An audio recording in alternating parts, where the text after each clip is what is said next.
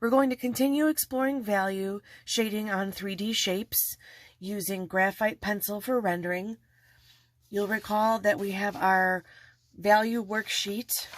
We had already completed the cube last time, and we will continue to the cylinder. Here is a finished example of what it will look like. We had started learning about basic value in this worksheet where we shaded values 1 through 5 and then blended values to create a range of values. So let's pick up with our blank cylinder.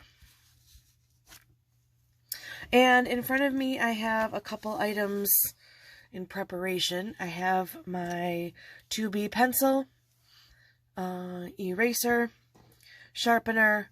You can use a little cup or a bowl for your pencil shavings. And you will also need a straight edge.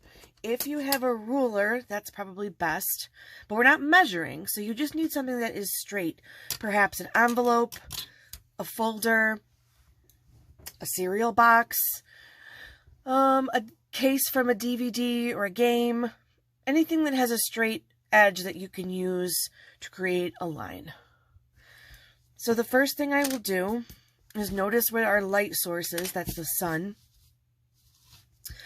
And with that, I'm going to take my ruler and I want to create the cast shadow at the bottom. Let's do that first.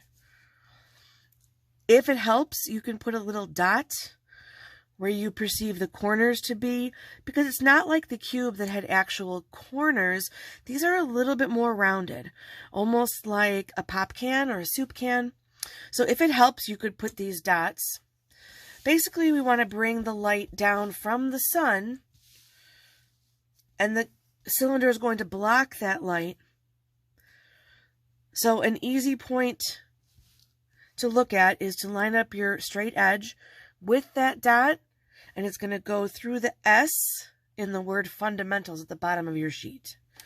So I'm going to take my pencil and lightly trace on my ruler my straight edge to create this line. That creates the side of the cast shadow. And over here we're going to add the other cast shadow. To know the angle of this and create that one, I'm going to place my ruler back on this first line, and I want to gently slowly move my straight edge over, keeping the lines parallel till I get to the dot. So these lines will be parallel like train tracks from the dot to the edge of the paper. It's a short line, maybe about 2 inches, and that you can see that there. So we are going to start shading at the top. And we're going to use our 2B pencil.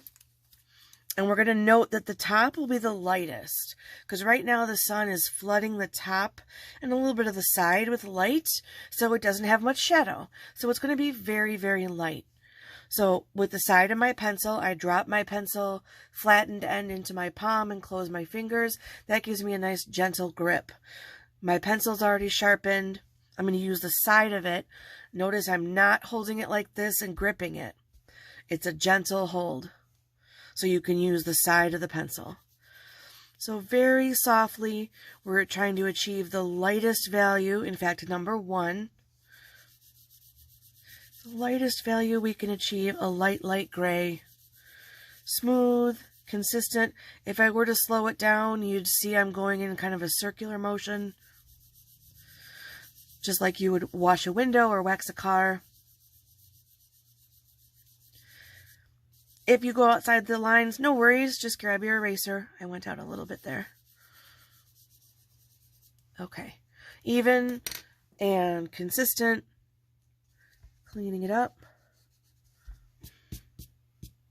Okay, that was the easy part. Now comes the body of the cylinder, and this is a little bit more involved. So the body of the cylinder, and we'll look at the final one also, is going to go from light to dark. Or you could say from dark to light. Because the light is over here, the sun is here, hitting the cylinder on this side, we know this side will be lighter. This side will be darker, away from the sun. So here's an example again of how the finished one will look. And we're going to keep a little bit of light at the bottom. That's called reflected light.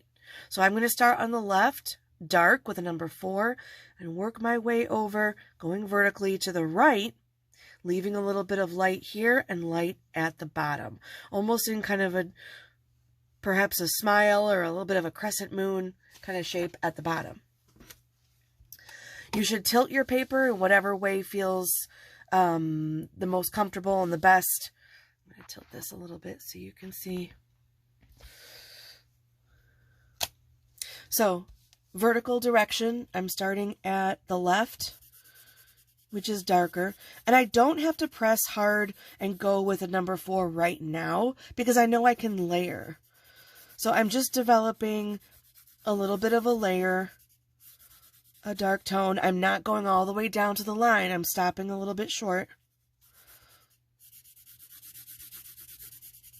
You'll notice too that I have some scrap paper underneath my worksheet as kind of a protective layer, like a cushion in between your tabletop and your worksheet.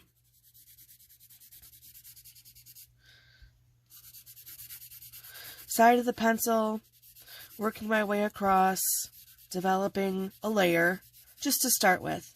Now I know once I pass the middle of the cylinder, I need to lighten up because I need to go from a 2 to a 1. So I'm very gently gripping my pencil.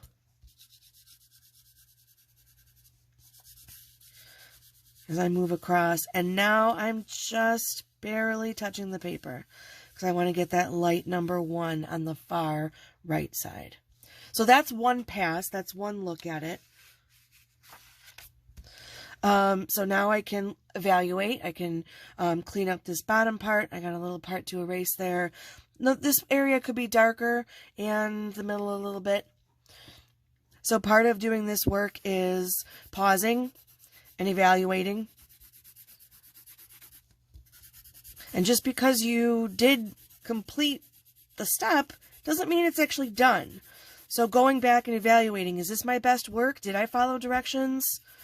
Is this really complete or did I just do it?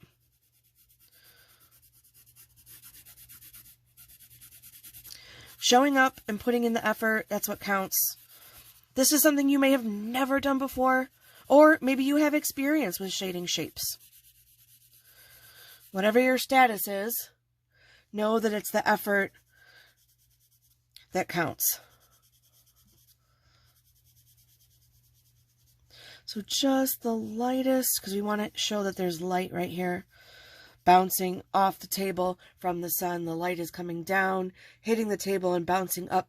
We call that the reflected light at the bottom. So it's always going to be a little bit darker. It's a little touch that makes it just a little more 3D than it might have been without it. All right, I'm seeing some spaces here I want to clean up a little bit. Remember, if you feel or hear kind of a scratching sensation, you might be pressing with the wood casing a little bit too much. And then you may have to change your grip or your angle or sharpen your pencil. And I'm going to go with that. That's about good.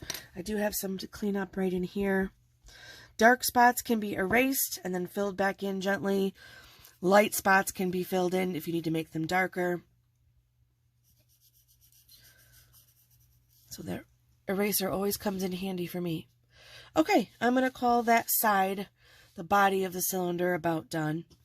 Now, this is the darkest part because no light can hit there. This is, I know it's sideways, sorry. This is our cast shadow. Just like if you were standing outside on a sunny day and you look down and you see your shadow on the sidewalk, your body is casting a shadow. Well, this cylinder is casting a shadow on, let's call it the ground or the tabletop. So the light is getting blocked. So this has to be the darkest area. Here's the example. I'm going to press as hard as I can. I'm going to create a dark shadow here. I'm going to turn for you a little bit. Okay. So I'm gonna change up my grip. I'm gonna go a little bit more tighter towards the sharpened end, because I want this to be dark, dark, dark. And you can press a little bit more when you're holding your pencil this way.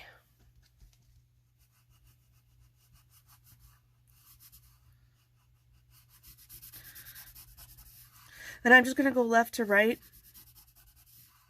just to fill in this shadow. Now that it has a shadow, I think it looks a lot more realistic. Because it gives it, it's not floating in space anymore. It's grounded.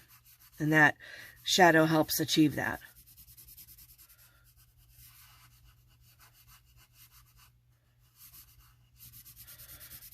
Okay. So I'm working my way down. I'm going to go all the way down to the bottom of the paper. Side of the pencil, filling in. You could end up fading out a little bit. It doesn't have to be a number 5, a bold black all the way down. As you can see, I'm changing my grip back to the looser grip so I can fill in this part.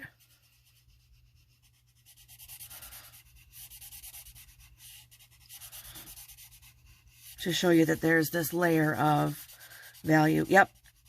Render right over those lines. I'm sorry, those words. Yep, so we're rendering. Rendering is shading or adding texture or adding color. In this case, we are adding values, adding shadows.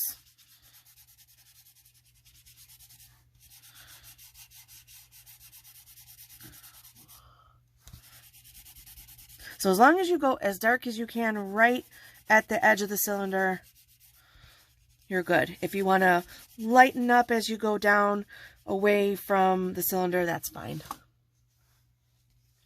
The important part is to keep it as consistent as possible. You see I don't have pencil streaks. If I need to erase, I can and should.